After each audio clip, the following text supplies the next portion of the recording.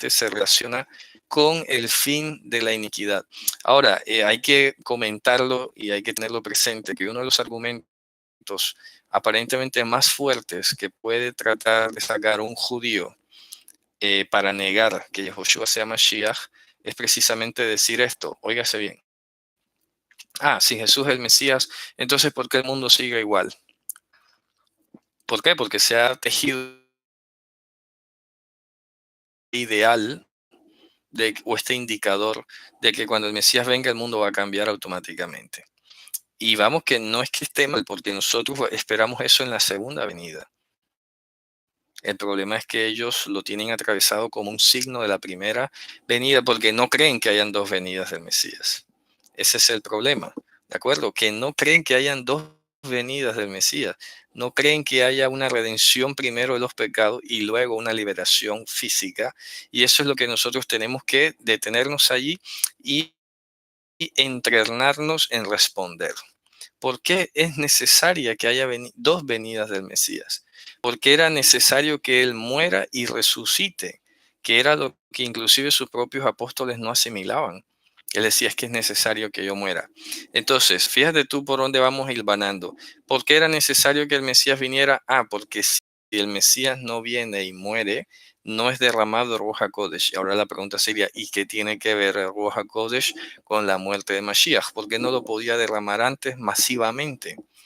Es la pregunta lógica, ¿no? Vale, vamos enlazando y vamos sacando preguntas. Entonces, ¿por qué Hashem no podía derramar Ruach HaKodesh de una manera deliberada sobre cualquier humano? ¿Por qué? Porque había una deuda pendiente.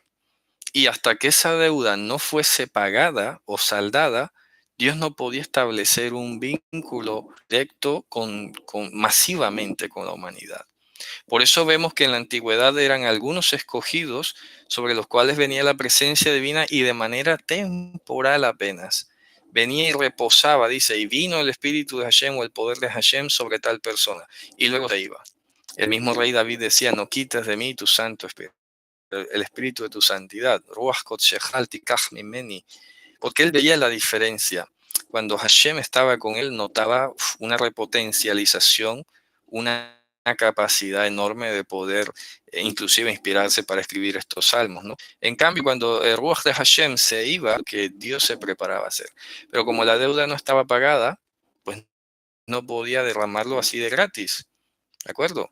Porque se necesitaba crear ¿qué? Conciencia. Y eso es lo que el pueblo judío hasta el día de hoy no tiene. No tiene conciencia de los pecados, de lo grave que es la condición pecaminosa. Ustedes van a encontrar inclusive rabinos y gente que habla en nombre del judaísmo por allí en las redes, que dicen que Dios creó al hombre con una tendencia al bien y una tendencia al mal. ¿De acuerdo? Pero resulta que luego se contradicen porque dicen que de Dios no viene el mal, y eso es correcto, porque la Torah lo dice que en él no habita el mal. Entonces, ¿cómo fue capaz de crear un hombre con una tendencia al mal y una tendencia al bien? Y hasta ahí llega el discurso de ellos, y de ahí no salen. Y creen entonces que la doctrina de un pecado original es cristiana, y no es una creencia cristiana. De hecho, me alegra que los rabinos de Chabad en particular, que son de los más ultraortodoxos, los hasídicos, ellos sí reconocen que hay un pecado original. Y no solamente esto, porque alguno podría decir, pero los de Chabad son 2 años.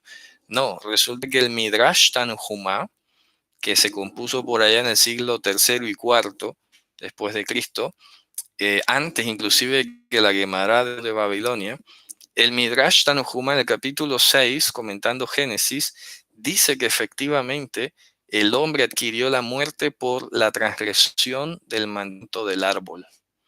Fíjense, entonces, al adquirir la muerte y al no ser enteramente justo, efectivamente la muerte pasa a todos los hombres. Bueno, ¿y cómo resolvemos ese problema de la muerte? Lo tenemos que resolver por medio del pago de la deuda, porque la paga del pecado es la muerte. Entonces, ¿qué va a hacer Hashem? Que todos se mueran. ¿Y luego qué? ¿Quién los va a resucitar? ¿Con mérito de qué? Ese es el punto que tiene que entender el pueblo judío.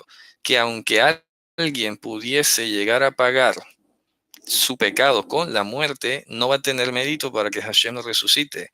Por eso es que dice Romanos con toda claridad la dádiva de Hashem gratuita es la vida eterna. Porque eso es lo que te va a poner de realce la gracia. La gracia la vas a experimentar cuando recibes la promesa de la esperanza de la resurrección. Y esa promesa es a través de Ruach HaKodesh, y por eso tiene que venir a través del sacrificio que paga las muertes y los pecados, y además da la promesa a todos o a cualquiera que él le plazca. Ese es en resumen, aunque hay que estar mucho más, pero no es digamos, el punto ahora mismo que estamos comentando, el tema, pero no quería dejarlo pasar por alto. Repito, que hay que lograr hacer entender a la gente que hay dos venidas de Mashiach, que Mashiach tenía que morir, hay una razón por la que muera, y esa razón tiene que ver con el derramamiento de Ruach HaKodesh, el pago de nuestras deudas y la entrega de la promesa. Algo así en resumen, pero hay